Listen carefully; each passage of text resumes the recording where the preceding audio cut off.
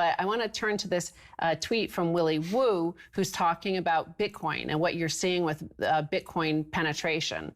The Human Genome Project launched in 1990. By 1998, it was at 2% progress. So it took 8 years to get to 2%. The project reached completion by 2003. This is the nature of exponential growth. Bitcoin's adoption doubles every year. It is currently at 2% global penetration. Slowly, slowly, then all at once. And here's that chart. Well, right there, think of lily pads, right, in a pond. It takes them a while to cover half the pond. And then the next move, they double again, and they cover the entire pond, right? That's exponential growth, and that's why it's shocking to people. The human mind can't really take this on board. So whether it's the Human Genome Project or the internet or Bitcoin or debt. Now, what we're saying about debt is that the debt's been increased and been doubling for years and years and years, and now we're at a point where the next bailout of these banks, and they're going to get bailed out again. They have to double the money supply again. They have to double M1 again. So that means they have to go from, what is it now, 10 trillion or so to 20 or 25 trillion in one swoop, right? So then that's how you get your hyperinflationary collapse and the dollar collapse. And that's what Bitcoin's been telling us all along. And, it's amazing that these PhDs from Yale, like Ben Bernanke, or Nobel Prize winning economists like Paul Krugman at the New York Times, don't understand exponential functions.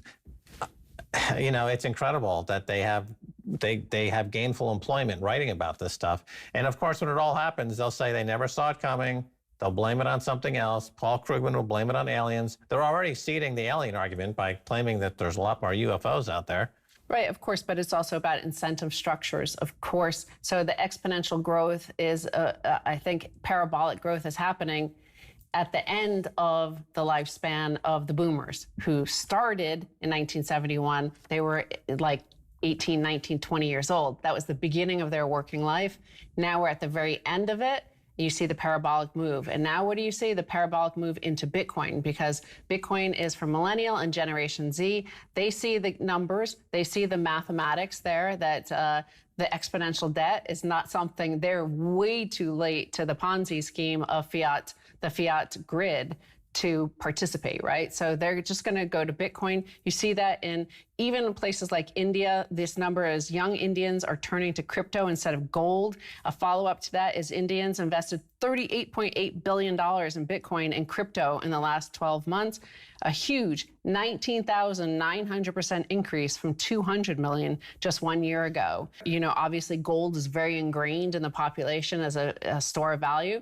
Now, the younger people there in India are buying Bitcoin and adopting Bitcoin. Yeah, there has to be a word for something that means deja vu, but a continuous deja vu that is like annoyingly deja vu-like.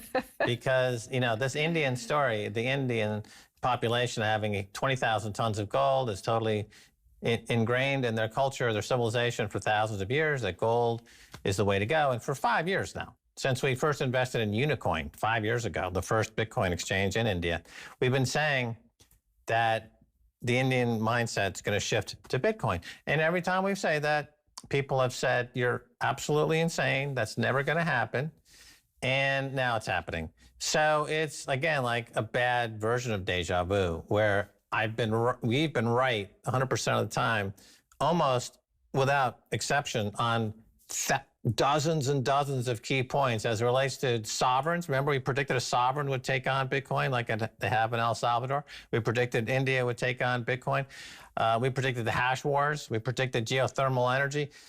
And every step of the way, people have been viciously, violently, trolling us. That's wrong. And man, I'm just right. Every day I'm right. I'm right. I'm right. I'm right. I'm right again. Right. In fact, there was a tweet stream. Somebody just retweeted from 2013 where you were, Dean Baker, who is an economist, was, you were laughing at Japan going down the road of more money printing. And you said, hey, I've got my Bitcoin. And, Bitcoin was like $500 then. He's like, yeah, good luck with that. Keep buying it, buddy. And obviously that's up many, many times over that. But again, you mentioned mindset. That mindset just shifts suddenly, and then you can't ever go back, right? So once these young people now they're all in Bitcoin, they see Bitcoin as digital gold. and there's no going back. They're not going to adopt their mom and grandmom's, gold standard.